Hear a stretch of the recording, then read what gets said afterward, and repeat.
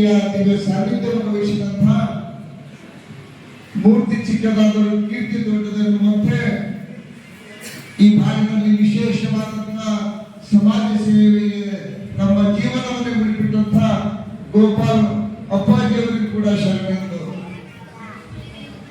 ಇವತ್ತಿನ ಕಾರ್ಯಕ್ರಮದಲ್ಲಿ ವಿಶೇಷವಾಗಿ ಈ ಭಾಗದ ಹುಟ್ಟು ಹೋರಾಟಗಾರರು ಅನ್ನೋದಕ್ಕಿಂತ ನಾನು ಹೇಳ್ತೀನಿ ಹೋರಾಟಕ್ಕಾಗಿ ಹುಟ್ಟಿದವರು ಅಂತ ಹೇಳಿ ತಪ್ಪಾಗಲಿಕ್ಕಿಲ್ಲ ಅಂತ ಹೇಳ್ತಾರೆ. ನಮ್ಮ ಮಠಕ್ಕೆ ವಿಶೇಷವಾಗಿ 9 ಜಿಲ್ಲೆಗಳು ಬರ್ತಾರೆ.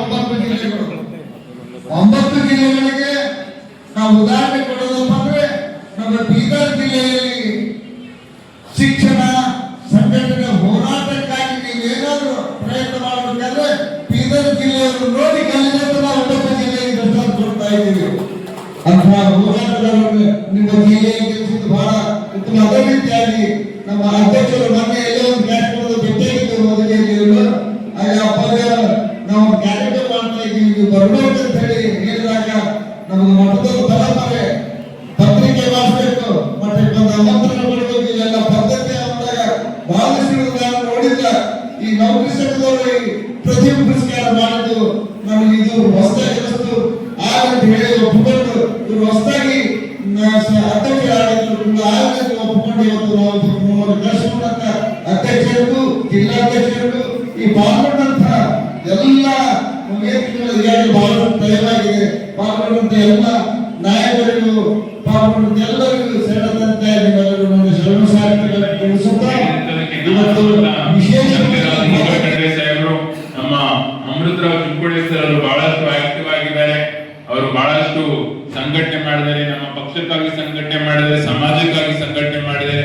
ಬಹಳಷ್ಟು ಅವರು ಸಮಾಜಕ್ಕೆ ಸೇವೆ ಇದೆ ಅಂತ ನಾವು ಕೂಡ ಸಿದ್ದರಾಮಯ್ಯ ಸಾಹೇಬ್ರಿಗಿರ್ಬೋದು, ಡಿ ಕೆ ಶಿವಕುಮಾರ್ ಸಾಹೇಬ್ರಿಗಿರ್ಬೋದು, ನಮ್ಮ ಸುರ್ಜೇವಾಲಾ ಸರ್ ಇರ್ಬೋದು, ಎಲ್ರಿಗೂ ಹೋಗಿ ನಾವು ಕೂಡ ನೇರವಾಗಿ ಓಪನ್ ಆಗಿ ನಾವು ಕೂಡ ಮನವಿ ಮಾಡಿತ್ತು. ಚಿಂಕೋಳಿ ಸರ್ ಕೂಡ ಗೊತ್ತಿದೆ, ಅವ್ರ ಮುಂದೆ ನಾವು ಹೇಳಿತ್ತು. ಯಾವಾಗ ಆಗ್ಲಿಲ್ಲ, ಯಾಕಂದ್ರೆ ತಮಗೂ ಕೂಡ ಗೊತ್ತು ಬಹಳಷ್ಟು ರಾಜ್ಯದಲ್ಲಿ ಬೇರೆ ಬೇರೆ ಒತ್ತಡಗಳು ಇರ್ತವೆ. ನಾವು ಅವ್ರ ಸರಿಕಿಂತ ಹೋಗಿ ಸರಿಕಿಂತ ಬಹಳ ಜನ ನಮ್ಮೆಲ್ಲೂ ಕೂಡ ನಾರಾಜಾಗಿದ್ರು. ಅದನ್ನ ನಾನು ಹೇಳಕ್ಕೆ ಇಚ್ಛೆ ಪಡ್ತೀನಿ. ನಾವು ಚಿಂಕೋಳಿ ಸರ್ MLC ಮಾಡ್ಬೇಕಂತ ಹೋಗಿದಾಗ ನಿಮ್ಗೂ ಕೂಡ ಗೊತ್ತು, MLC ಅಂತಂದ್ರೆ ಒಂದ್ 8 ಜನ ಆಕಾಂಕ್ಷಿಗಳು ಇರ್ತಾರೆ. ನಾವು ನೇರವಾಗಿ ಓಪನ್ ಆಗಿ ನಾವು ಚಿಂಕೋಳಿ ಸರಿ ನಾವು ಮಾಡೋಣ ಅಂತ ಹೋಗಿದಾಗ ಜಿಲ್ಲೆಯಲ್ಲಿ ಬೇರೆ ಜನ ನಾರಾಜಾಗಿ ಮತ್ತೆ ನಾವು ಸರಿಯಾಗಿ ಕೆಲಸ ಮಾಡ್ತಾ ಇಲ್ಲ ಅಂತ ನಿಮಗೂ ಕೂಡ ಗೊತ್ತಿದೆ. ಗೊಂದಲ ಏನೇನು ಸೃಷ್ಟಿಯಾಗಿತ್ತು ಅಂತ ಬೆಂಗಳೂರಲ್ಲಿ ಹೋಗಿ ಮೀಟಿಂಗ್ ಮಾಡಿದ್ರು, ಇಲ್ಲಿ ಮೀಟಿಂಗ್ ಮಾಡಿದ್ರು, ಎಲ್ಲ ಕಡೆ ಮೀಟಿಂಗ್ ಮಾಡಿ ಇವರು ಕರೆಕ್ಟ್ ಆಗಿ ನಮಗೆ ಸಪೋರ್ಟ್ ಮಾಡ್ತಾರೆ ಅಂತ ನಮ್ಮಲ್ಲೇ ನಾರಾಜಾಗಿ ಕೂಡ ಬಹಳಷ್ಟು ಮಾಡಿದ್ರು. ಆದ್ರೆ ಅದು ನಾವು ಏನ್ ಮಾಡಕ್ ಹೋಗಿಲ್ಲ. ಯಾಕಂದ್ರೆ ಸಾಮಾನ್ಯವಾಗಿ ಬೇರೆ ಬೇರೆ ಎಲ್ಲರಿಗೂ ಆಕಾಂಕ್ಷೆಗಳು ಇರ್ತಾರೆ. ಈಗಲೂ ಕೂಡ ನಾನು ಹೇಳ್ತೀನಿ, ಈಗಲೂ ಕೂಡ ನಾನು ತಂದೆ ಜೊತೆ ಮನೆಯಲ್ಲಿ ಕೂಡ ನಾನು ಮಾತನಾಡಿದ್ದು. ಚಿಂಕೋಳಿ ಸರ್ ಮೊನ್ನೆ ಅಂದ್ರು ಯಾವಾಗ ಆಗಿಲ್ಲ, ಮತ್ತೊಂದ್ಸಲ ನಾವು ಪ್ರಯತ್ನ ಮಾಡೋಣ ಅಂತ.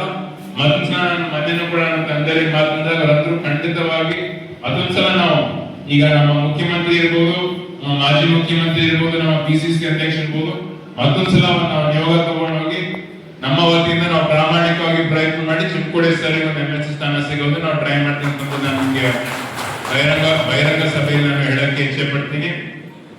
ಈಗ ಅದ್ರ ಜೊತೆ 3ನೇ ವಿಷಯ ಏನು ಅಂತಂದ್ರೆ, ಈಗಾಗಲೇ ಕನಕ್ ಭವನ್ ಒಳ್ಳೆ ರೀತಿಯಲ್ಲಿ ಆಗಿದೆ. ನೌಕರ ಸಂಘಕ್ಕೂ ಕೂಡ ಒಂದು ಭವನ್ ಮಾಡಿ ಅಂತ ಅಂದ್ರೆ ಒಂದು ಅನುದಾನ ಕೂಡ ಕೇಳಿದ್ದೀನಿ. ನನ್ಗಿರೋ ಡೌಟ್ ಏನು ಅಂತಂದ್ರೆ, ಈಗಾಗಲೇ ಒಂದು ಒಳ್ಳೆ ಭವನ್ ಆಗಿದೆ, ಇದಕ್ಕೆ ನಾವು ಇನ್ನೂ ಒಳ್ಳೇದು ಮಾಡೋದು ನನ್ನ ಅಭಿಪ್ರಾಯ. ಆದ್ರೆ ನಾನು ಈಗಾಗಲೇ ತಂದೆಯವರಿಗೆ ಮಾತನಾಡಿದಾಗ ಅವ್ರು ಅಂತಿದ್ದಾರೆ ST ಭವನಕ್ಕಾಗಿ ಇನ್ನೊಂದು ದೊಡ್ಡ ಭವನ ಬೇಕು ಅಂತಂದ್ರೆ ಎಲ್ಲ ಸಮಾಜಕ್ಕಾಗಿ ಒಂದು ದೊಡ್ಡ ಭವನ ಬೇಕಾಗಿದೆ. ST ಭವನಕ್ಕಾಗಿ ಒಂದು ದೊಡ್ಡ ಭವನಕ್ಕಾಗಿ ಅನುದಾನ ಎಲ್ಲ ಈಗಾಗಲೇ ರೆಡಿ ಇದೆ. ಒಂದು ಜಾಗ ಐಡೆಂಟಿಫೈ ಮಾಡಿದೆ. ಯಾಕಂದ್ರೆ ಜಾಗದ ಒಂದ್ಸಲ ಸಮಸ್ಯೆ ಆಗುತ್ತೆ. ಬೇರೆ ಬೇರೆ ಕ್ಷೇತ್ರದಲ್ಲಿ ನಾನು ನೋಡಿದ್ದೀನಿ, ಒಂದ್ಸಲ ಜಾಗ ಐಡೆಂಟಿಫೈ ಮಾಡಿ ಭವನ ಕಟ್ಟೋಕೆ ಪ್ರಾರಂಭ ಆದ್ಮೇಲೆ ಸ್ವಲ್ಪ ಜನರಿಗೆ ಅನ್ಸ್ಬೋದು ಜಾಗ ಸರಿಯಾಗಿಲ್ಲ ಅಥವಾ ದೂರ ಆಗಿದೆ ಅಥವಾ ನಮ್ಗೆ ಕರೆಕ್ಟ್ ಆಗಿಲ್ಲ ಅಂತದಕ್ಕೆ ನಾನು ನಿಮ್ಗೆ ಮನವಿ ಮಾಡ್ತೀನಿ. ಇಡೀ ಸಮಾಜಕ್ಕೆ ಒಂದು ಒಳ್ಳೆ ರೀತಿಯಲ್ಲಿ ಇನ್ನೊಂದೊಂದು ದೊಡ್ಡ ಭವನ, ಕನಕ್ ಭವನ ಅಂತೂ ಈಗಾಗಲೇ ಇದೆ, ಜೊತೆ ಇನ್ನೊಂದು ಒಂದು ದೊಡ್ಡ ಭವನ ನಾವು ಮಾಡೋಣ ಅಂತ ಅವೆಲ್ಲರೂ ಒಗ್ಗಟ್ಟಾಗಿ ನಮ್ಗೆ ಒಂದು ಜಾಗ ಒಂದು ಮಾಡಿಕೊಡ್ರಿ. ಅನುದಾನ 100% ನಾನು ಇಡ್ತೀನಿ ಅಂತ ನಿಮ್ಗೆ ಹೇಳಿ ನಾನು ನಿಮ್ಗೆ ಆಶ್ವಾಸನೆ, ಭರವಸೆ ನಿಮ್ಗೆ ನಾನು ಕೊಡ್ತಾ ಇದ್ದೀನಿ. ಅದ್ರ ಜೊತೆ ನೀವು ಬೇರೆ ಬೇರೆ ಬೇಡಿಕೆಗಳು ಕೂಡ ಬಹಳಷ್ಟು ನೀವು ಇಟ್ಟಿದ್ದೀರಿ.